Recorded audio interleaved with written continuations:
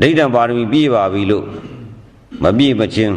မိမိရဲ့ခန္ဓာကိုတက်တာအောင်ပြုပြင်မှရှိတယ်လို့မလုပ်ရဘူးအာနာပါနကမ္မဋ္ဌာန်းရှိတဲ့ပုဂ္ဂိုလ်သည်ရှေ့ထိုးနောက်ခင်ရိမ့်ထိုးခါရမ်းပြီးတော့မျက်နှာကြီးရှုပ်ပြီးတော့ကြိတ်မိတ်ပြီးတော့နေလားကလားမရှိပါဘူးနံပါတ်3ချက်ကရင်ထဲမှာစိတ်ကြီးတင်းညှစ်ချုပ်ပြီးတော့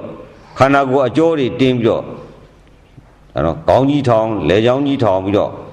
နောက်ကျောကြီးတွေတာဏန်းကြီးဒုတ်ချောင်းကြီးတို့ထောင်ပြီးတော့မရှိပါဘူးပဂတိငကိုနေတဲ့အတိုင်းမိမိအိမ်မှာအလကားနေတော့အားပြီးနေတော့နေတဲ့အတိုင်း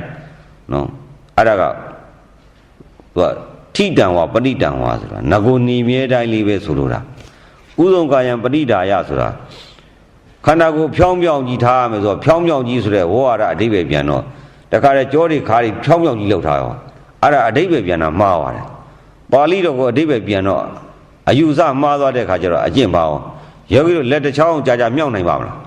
မြောက်နိုင်ပါဘူးမြောက်နိုင်တဲ့ပုဂ္ဂိုလ်ရှိလားရှိဘူး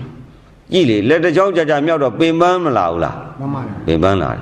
အဲ့တော့ခန္ဓာကိုယ်ကြီးကိုကြောကြီးဆန့်ထောင်ပြီးတော့ဒီတဲ့တဲ့ကြီးထောင်ထားတော့ကြာကြာထောင်နိုင်ပါမလားထောင်ပါဘူးဗျာအဲ့ဒီတော့ကြောင့်တဏှာကြီးနဲ့တတ်မှတ်ကြတာ